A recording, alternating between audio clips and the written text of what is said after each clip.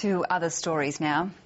After years of criticising the Howard government's Pacific solution for asylum seekers, Labor looks set to build an offshore processing centre in Papua New Guinea. The opposition calls it a huge backflip. But some former critics of offshore processing say Labor's plans may actually help stem the flow of boats. Chris Ullman reports. The flames at Sydney's Villawood Detention Centre in April were a sign of a border protection system in crisis. Has the government lost control of detention centres? No, we've had significant issues last night, of course, at Villawood. The violence came a month after similar riots on Christmas Island. You're in a circumstance at the moment where you have lost control of this facility. No, I don't think so, but it is a serious situation which is under management and is getting intensive resources from me, my department and the Australian Federal Police.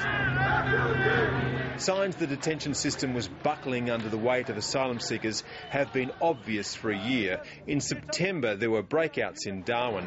The demands for ever more beds saw detention centres spring up on Commonwealth land in the Adelaide Hills. When did this become a dictatorship?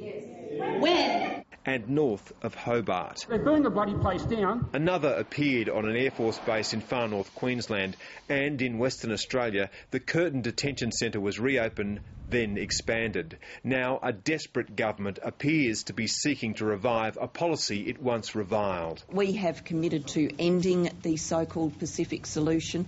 We would not have offshore processing in Manus Island and Nauru. Papua New Guinea is considering a request to open a regional processing centre. Is there going to be a deal? Are we going to reopen Manus?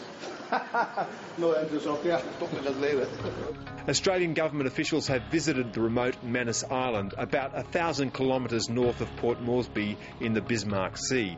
It was once an Australian Navy base. Is Manus Island a live option for that regional solution?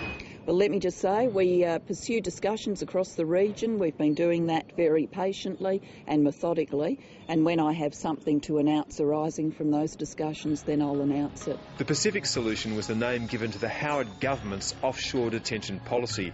It began in 2001 when Australia's islands were excised from the migration zone, and asylum seekers found in those waters were shipped off to detention centres on Manus Island and Nauru. It's history that brought Australia international condemnation, but now we've got the Gillard government taking the western half of that solution by looking at re-establishing that effective prison for asylum seekers on Manus Island. The Prime Minister said only a year ago, less than a year ago, that she thought putting asylum seekers on Pacific Islands was costly, unsustainable and wrong as a matter of policy. Now, clearly she's had a humiliating backdown. The critics of the policy point out that most of those sent into exile eventually made their way to Australia. Free, free the refugees! But supporters of the Pacific solution say it effectively shut down the people smuggling trade by destroying the product. In 2001, 5,500 asylum seekers arrived by boat. In 2002, that number dropped to 1. Over the next 5 years, there were 288 arrivals. Since Labor scrapped the policy in 2008, 10,618 asylum seekers have arrived by boat, including the 63 found north of Broome yesterday afternoon.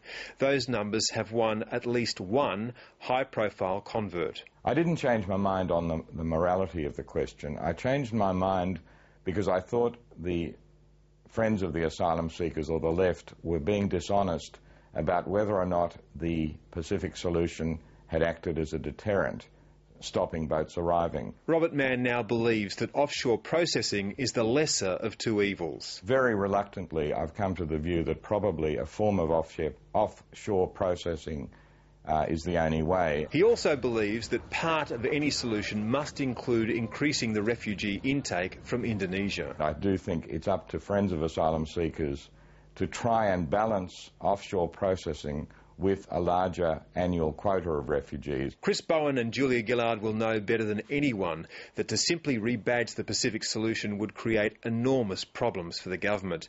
So there must be more to it. The question is what? Or perhaps how many other countries might buy into the idea, diffusing the notion that Australia's simply looking after itself.